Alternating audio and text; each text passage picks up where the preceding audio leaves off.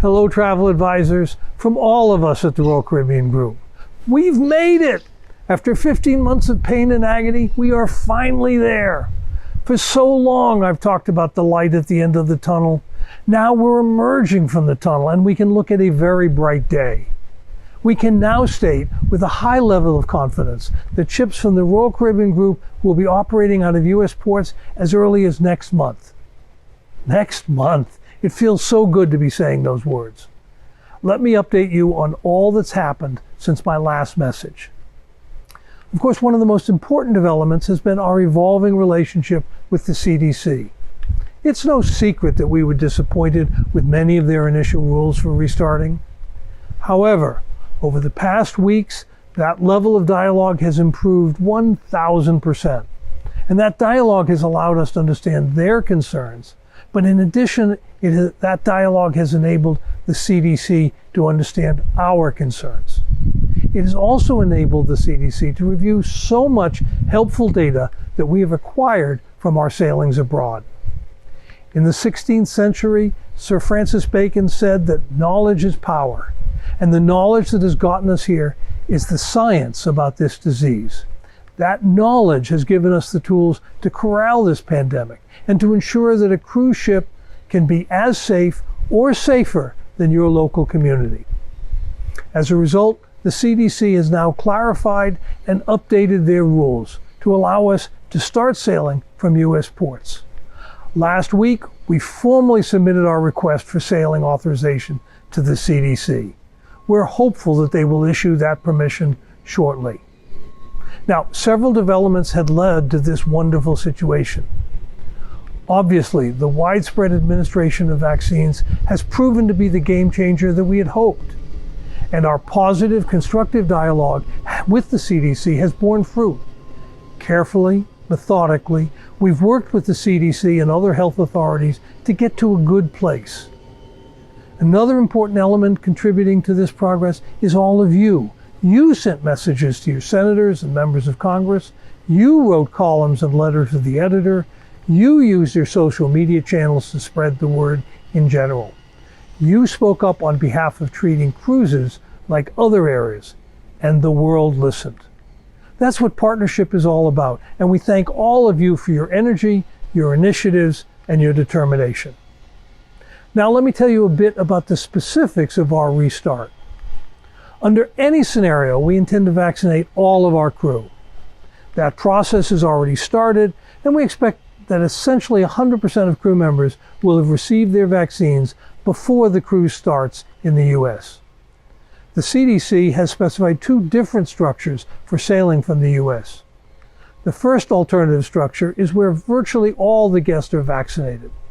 There will be some exceptions, such as people who can't get the shot for medical reasons or religious reasons. Smaller children also can't get the shot today. However, under any scenario, everybody who's eligible for the vaccine will be vaccinated. And we will limit the number of people who can't so that 95% or more of the guests will be vaccinated. We expect that Celebrity and Silversea will both follow this structure. Now, Royal Caribbean International is likely to take a somewhat different route. Like our other brands, everyone who's eligible for vaccine will be expected to have one. However, children under 12 can't yet get the shot, and Royal Caribbean International carries a lot of families. Families are important to us, and as the father of 4 wonderful children and 7 extraordinary grandkids, I understand the importance of family travel. Of course, I do also understand that you don't always want the kids with you, but that's another story we don't need to talk about here. In any event, on these cruises, we may not reach the 95% threshold, but even here, the vast majority will be vaccinated. Now, I'm often asked whether the cruises will be like cruises were before the pandemic, or will they have so many restrictions that they interfere with the cruise experience? Until now, I haven't been able to answer that question because we just didn't know. But the fog is lifting, and today we have a pretty good sense and a pretty encouraging sense.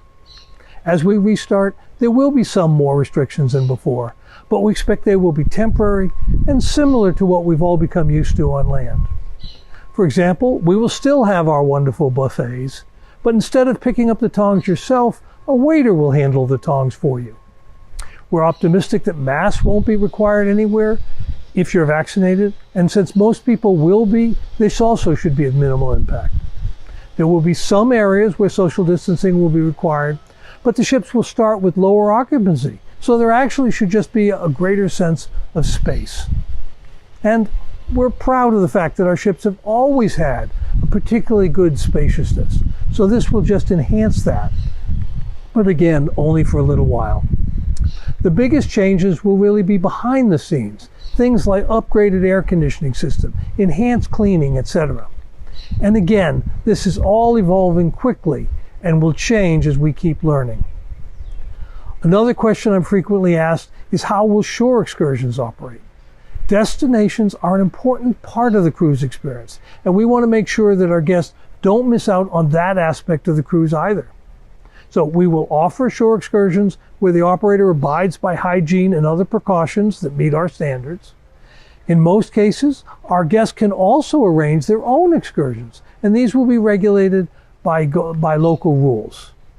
Vaccinations are quickly ramping up in our major destinations as well, so this too should be a temporary factor. It sure feels great to give this report. Cruises are restarting.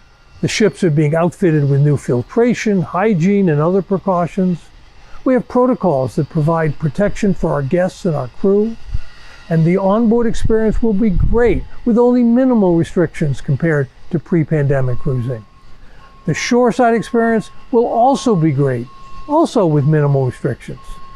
Now, we're so close to getting fully back to business, and we're so eager to get started.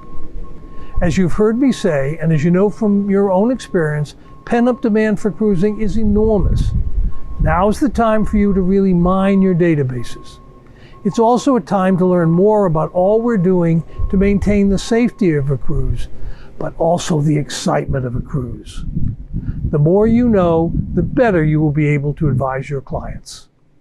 Now, for a year, I've ended these messages by reminding you all to mask up and wash your hands. However, because of the latest guidance from the CDC, I'm delighted to say that if you're fully vaccinated, you no longer need to wear a mask. What an incentive to get the vaccine. So I may drop the mask part, but remember what your parents taught you. Always wash your hands. So I'm excited about the future of our industry. That light that gets brighter and brighter is the sun coming up on a brand new day of cruising. And still, don't forget to get your vaccine and to wash your hands.